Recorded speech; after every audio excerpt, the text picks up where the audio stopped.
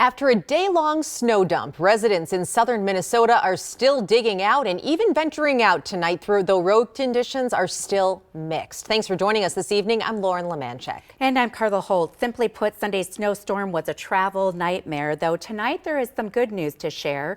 Our Jennifer Hoff is live in Albert Lea off I-35. Jennifer?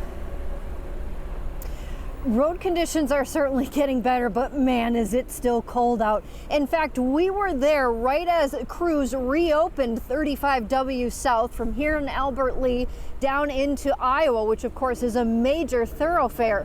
The bad weather conditions forced a lot of drivers, truck drivers especially at that, to pull off of this interstate for at some point 24 hours, and even had the National Guard being called in to rescue other stranded drivers.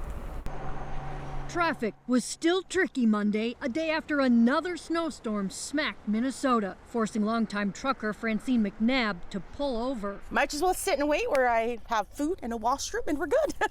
Stopped for a full 24 hours as wind and ice made 35W impassable. Crews even closing the interstate in Albert Lea into Iowa. Yeah, it's about 4-ish hours drive normally. McNabb headed to Des Moines, will now be late. Most of the time they're pretty understanding because they would rather their equipment actually, or their supplies actually show up versus it being in a ditch or wrecked.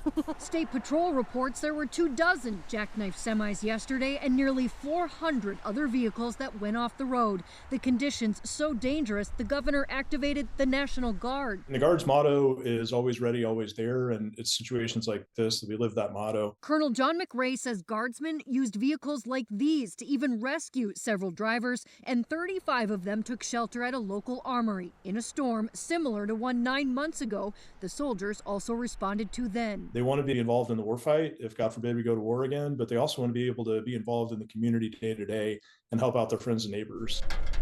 The interstate finally reopening around 2 and getting people back on the roads, but not without a word of warning. Visibility is good, but that doesn't mean the road is safe.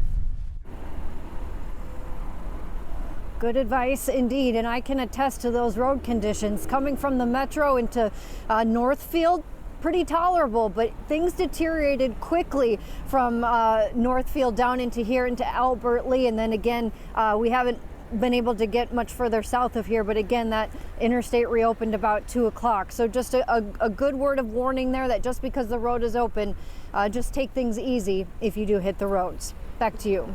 Good advice, Jennifer, and thank goodness for all the National Guard troops, the plow drivers, the first responders, everyone who was out there keeping it safe. Jennifer, thank you.